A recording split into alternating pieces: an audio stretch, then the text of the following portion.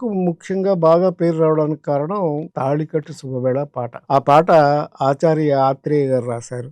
హ్మ్. ఎంఎస్ విశ్వనాథన్ గారు మ్యూజిక్ చేశారు.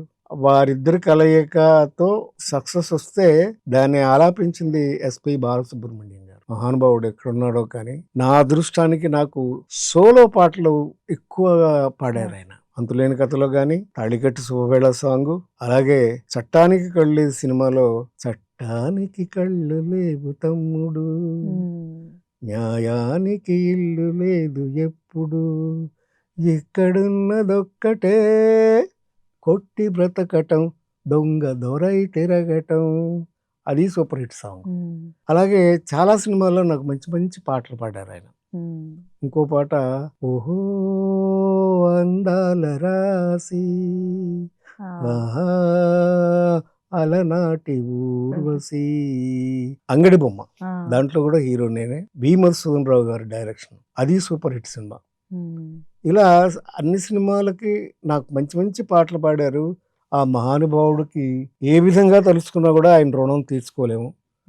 ఎక్కడున్నా కూడా ఆయన ఆత్మ శాంతించాలని మనసారా కోరుకుంటున్నాను. నేను అభిమానించే పెద్ద వ్యక్తి బాలు సార్.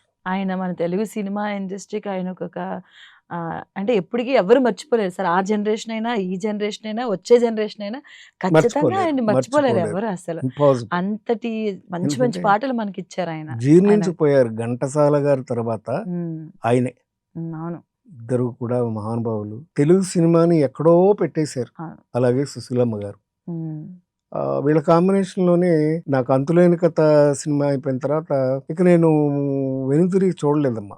సక్సెస్ అవుతూ వచ్చింది, సినిమాలు చేస్తూ వచ్చాను. 50 సినిమాల్లో హీరోగా యాక్ట్ చేశాను. 50 మూవీస్ వరకు. మనసు పల్లకి, ముత్యాల పల్లకి, దాంట్లో కూడా మంచి పాట ఉంటుంది, మీకు గుర్తుందో లేదో. సన్నాజాజికి గున్న మామికి పెళ్లి కుదిరింది, మాదే గెలుపని మాలతీనత నాట్యమాడింది, నేను జయసుధ మా ఇద్దరిని పేరు చేసాం. అది కూడా ఎంఎస్ రెడ్డి గారి ప్రొడ్యూసరు. సూపర్ హిట్ అయింది సినిమా, మంచిగా బాగా ఆడింది. ఆ పాట అయితే మరీ బాగా హిట్ అయింది. అలాగే చెప్పాను, నా కెరియర్లో నాకు మంచి పాటలు కూడా పడ్డాయి, అది అదృష్టం. అలాగే అద్భుతమైన సాంగ్స్ పడ్డాయి, అవి సక్సెస్ అవుతూ వచ్చాయి.